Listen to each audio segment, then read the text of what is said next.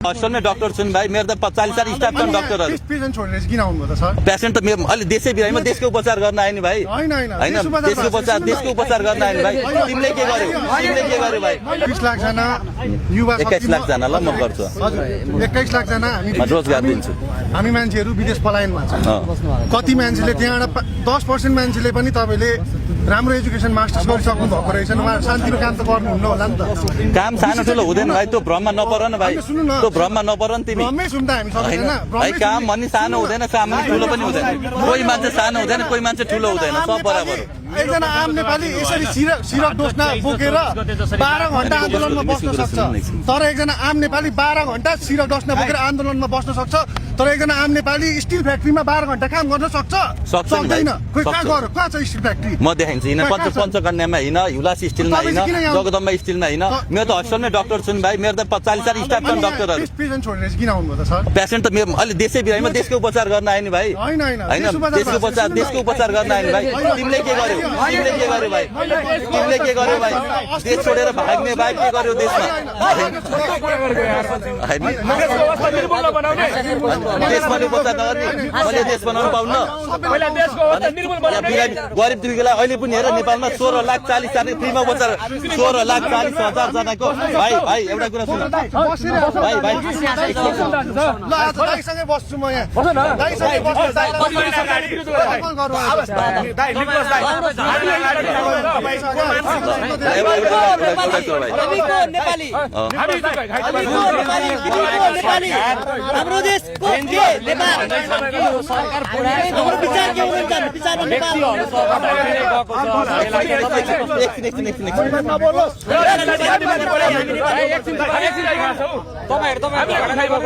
सुन न बोल्नु आफै झगडा सरी अब यो मिडिया नि बन्द गर्नु प्लिज बढी भइसक्यो लास्ट एउटा आन्दोलन गर्ने हामी अहिले देशको निर्मूल बनाउन सकिन्छ त्यो बाटोमा नजाने नाना थरीको प्रश्न गर्ने देशलाई कसरी निकासतर्फ लैजान सकिन्छ त्यो विषयवस्तुमा केन्द्रित हौँ शिक्षामा आमूल परिवर्तन आउनुपर्छ शिक्षालाई 30 वर्षमा हात बाँधेर राख्ने शिक्षा छ त्यो शिक्षालाई यदि हामीले आमूल परिवर्तन गर्यौं भने 6 क्लासबाटै कृषि गर्न सिकायौं भने 6 क्लासबाटै एरोप्लेनहरु बनाउन सिकायौं भने 6 क्लासबाटै सिभिल इन्जिनियरिङ 6 क्लासबाटै हामीले अटोमोबाइल इन्जिनियरिङ बनाउन सिकायौं भने अटोमेटिकली रोजगार आउँछ के देशमा अटोमेटिकली विश्वकै सबैभन्दा उत्कृष्ट एरोप्लेन हाम्रो नेपालका विद्यार्थीहरुले बनाउँछ 2 महिना अगाडि या 3 महिना अगाडि पुलमा लागेको पनि आन्दोलन गर्नु भएको छ कि नै तपाईले दाइ विश्वको उत्कृष्ट डाक्टरहरु हाम्रो नेपालमा नाग्न जान्न के राजा कहिले त्यो त तपाईको नेपाल बनाउने हाम्रो चाहना छ कुलमान सिंहको आन्दोलनमा तपाई जानुभयो त्यो कुलमान सिंहको समर्थनमा तपाई जानुभयो त्यो कुलमान अहिले महावीर दाइलाई साथ दिए मैले कुलमान दाइलाई साथ दिए किसान आन्दोलनमा साथ दिए सबैलाई साथ दिए सबैले स्वास्थ्य कर्मीको साथ दिए तपाईलाई किन साथ सहयोग गरेन धोका दियो मलाई हैन कि मलाई साथ सहयोग चाहिएन भाइ मलाई चाहिँ जेनजीहरुलाई साथ सहयोग चाहिएको छ नेपाली जनतालाई सहयोग चाहिएको छ किसान हैन कि जेनजीको पनि चाहिएको जेनजी ला चाहिएको मलाई कसैको साथ सहयोग चाहिएन कसैको दया चाहिएन कसैको माया चाहिएन मलाई के चाहिएकै छैन राम्रो देश चाहिएको मलाई किन टुक्रिरहेको छ दलीय सरकारमा दलीय पनि सक्नु भयो ल म मैले भनेको मैले ठेकेले हैन भाइ सर मैले तिम्रो ठेकेले हैन त सबैको अब मिलन एउटा प्रश्न रहेको दलीय सरकारमा दलीय गतिविधि गर्न जोले यस्तो अपराध गर्छ शिक्षामा दोष छ त्यसले गर्न पाइदैन आमूल परिवर्तन गर्नुपर्छ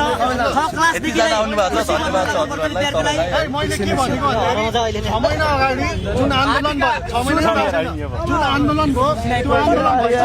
छ नि सबैको नाम टिपेर सबै मिडियादेखि लिएर सबैलाई चाहिँ हामीले चाहिँ कानुनी रूपमा यहाँ मुद्दाको लागि भर्खर उक्लाउनु भएको दर्ता गरिसकेको छ हाम्रो मेक्सम गौडेलदेखि लिएर अर्को क्रिकेट टोलीदेखि लिएर भयो जति सबैलाई चाहिँ राम्रो कुरा सोधेर गर्ने नै भयो नि कति गर्ने सोधेर गर सबैलाई मुद्दा हालेर मैले यहाँ कानुनी लडाई र त्यो मुद्दाले पनि यिनीहरूले कारबाही गर्न मेरो पनि दफ्तर छ मेरो पनि टोली छ अहिले सिंगल लडौँला र गाजाको कुरालाई पोजिटिभ देख गाजा नेपालको लागि वरदान हो र हरेक कुरालाई मेन्टल हेल्थ मजाक बनाउने काम बन्द गर सोधेर गर नौसद काम गर्छ सबैलाई कानुनी बचाउनु खोज्छु कसले चाहिँ नेगेटिभली गरेको छ स्पेसल्ली बालेनका चेलाहरू ढोलेहरू सबैलाई चाहिँ मैले चाहिँ सबैलाई मुद्दा हालेर र कहाँ लड्नुपर्छ म लड्छु है त यहीबाट चुनौती जान्छु कसैको चरित्र हत्या गर्नुभन्दा अगाडि कसैलाई दोष लाउनुभन्दा अगाडि म पनि नेपाल सरकारको सबभन्दा धेरै नम्बरलाई स्कलरसिपमा एमडी पढेर एडिक्सन डिपार्टमेन्टको हेड भएको मान्छे हो, इन्चार्ज भएको मान्छे हो। मलाई के भन्नु भन्दाखेरि 50 चोटि आफ्नो ऐना आफ्नो बारेमा सोच, आफ्नो भविष्य सोच हो। म त्यति चाहिँ चुनौती दिन चाहन्छु यहीबाट सबैलाई। जो मेरो देखिन्छ आउँदाखेरि सबैको नाम टिपेर सबैलाई मुद्दा हालेछु, एक जना गरेर म सबलाई कानुनी उपचार गर्छु। मैले सानो कुरा मात्र यो ट्रोल र यो नेगेटिभ गराउनु भन्दाखेरि सोच विचार गर सबजनाले। एउटा सानो कुरा सोधेको होइन, 6 महिना अगाडि म उहाँसँग बोल्दैछु, तपाईँ कहाँ आउनुभएको? सुन तिम्रो आन्सर नै दिन्छु 6 महिना अगाडि हामीले